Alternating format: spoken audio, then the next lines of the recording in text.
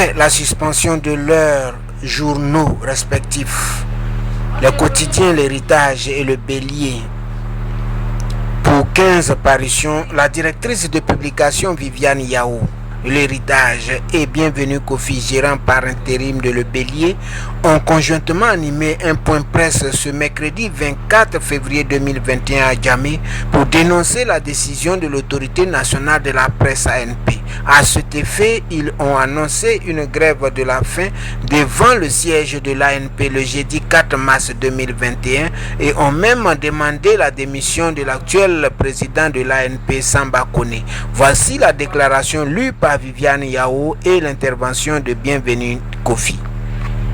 Avec l'autorité nationale de la presse, nous allons faire une déclaration qui sera lue par la directrice de publication du journal L'Héritage, conjointement avec le gérant du journal Le Bélier. Nous allons, avant de commencer, présenter la table de séance. Et je me présente moi-même d'abord. Je suis Etienne Nathan, je suis le secrétaire de rédaction du journal L'Héritage. Juste à côté de moi, et Madame Viviane Yao, elle est la directrice de publication du journal L'Héritage. À côté d'elle, Monsieur Bienvenue Kofi, qui est le gérant par intérim du journal Le Bélier.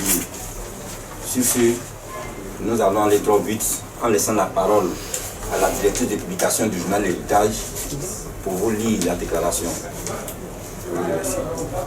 Merci, H. Alors, pour fermer la porte. Bonsoir, chers confrères et chères consoeurs. Et notre intervention de ce soir porte sur la suspension des journaux, L'Héritage et Le Bélier. Consécutivement à cette suspension, nous avons produit une déclaration que nous allons lire. Nous vous avons convié à ce point de presse pour vous informer que la liberté de la presse est gravement bafouée en Côte d'Ivoire. La presse libre, surtout celle proche de l'opposition, n'est pas libre. La faute à l'autorité nationale de la presse dirigée par Samba Kone. De quoi s'agit-il?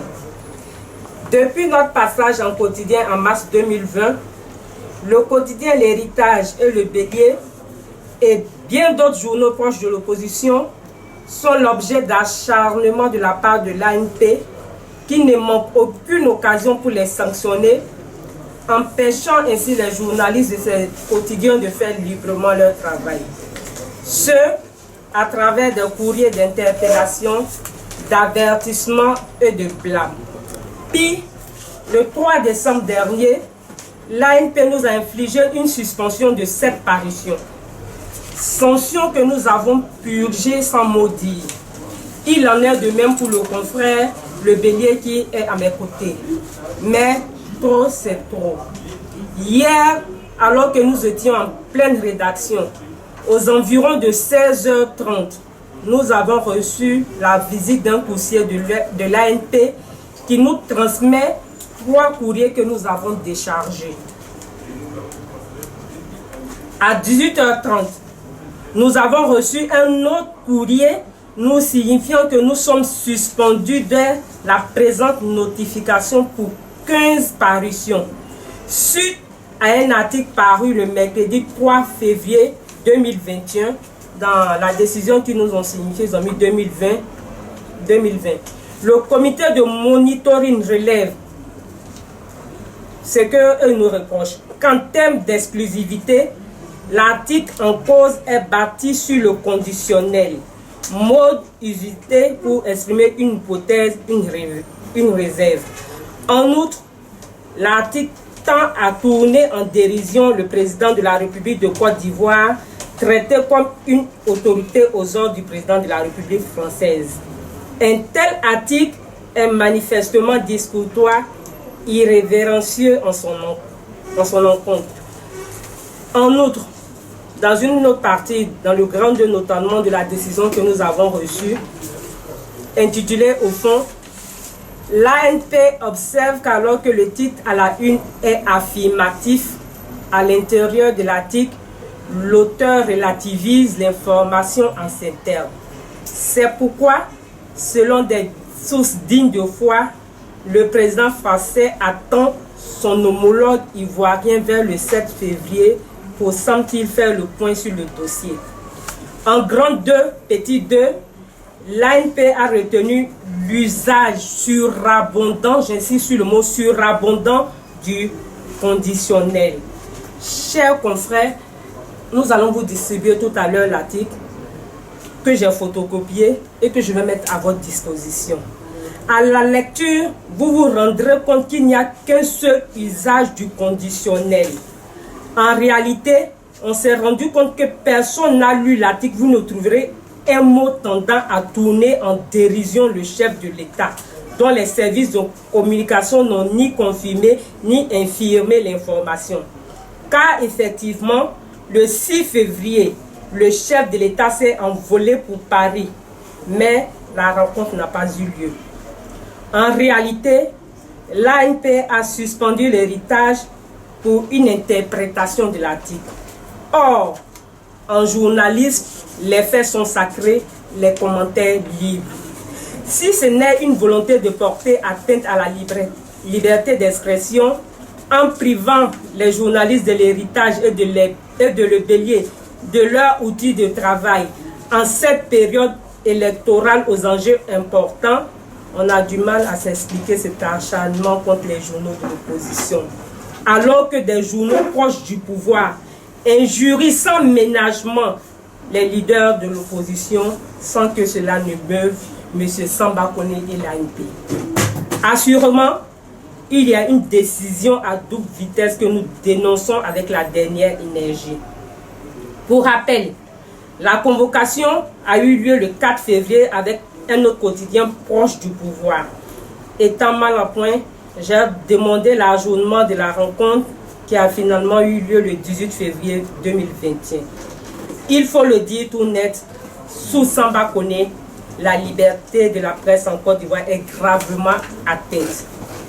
À travers cette déclaration conjointe de l'héritage et de le bélier, nous avons décidé de porter cette atteinte à la liberté de la presse à la connaissance de la communauté nationale et internationale. Au regard de ce qui précède, nous décidons 1. L'héritage et le bélier vont saisir toutes les chancelleries accréditées en Côte d'Ivoire, et ce, dès demain matin. Ces deux journaux se réservent le droit de ne plus répondre à une convocation de l'ANP. Les journalistes de l'héritage et de le bélier observeront une grève de la faim le mardi 4 mars devant le siège de l'ANP aux 2 plateaux Engrais 7e tranche. Nous exigeons par conséquent sa démission de la tête de l'ANP. Fait à Abidjan le 24 février 2021. Ont signé Viviane Yao, directrice de publication d'héritage, et bienvenue Kofi, DGA de Le Bélier. Je vous remercie de votre aimable attention. Un militant du RHDP qui assiste aux réunions, bien entendu du RHDP, nous mettons en cause sa crédibilité. Et je me souviens comme si c'était hier, quand il venait à la tête de cette institution, il nous a dit qu'il serait libre, il n'allait pas appartenir à un parti ou une autre. En moins de 2 mois, le bélier a été sanctionné 2 fois. Pour des articles même que certains journaux proches de son parti écrivent, et comme eux, ils ont une humilité spéciale, on ne les sanctionne pas.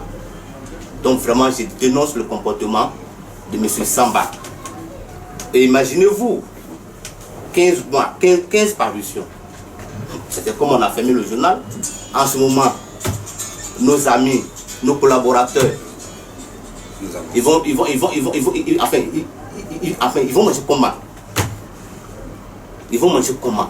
Or, au même moment, ils se disent que non, on veut créer un emploi pour la jeunesse. On nous contraint à mettre la paix sur le paillasson pour des articles, mais qui n'a même. Au fait, ce n'a pas sa raison de dire que pour cet article, pour cette photo que vous avez publiée, on doit vous sanctionner. Donc, madame la directrice, de publication. Voilà ce que je voudrais ajouter.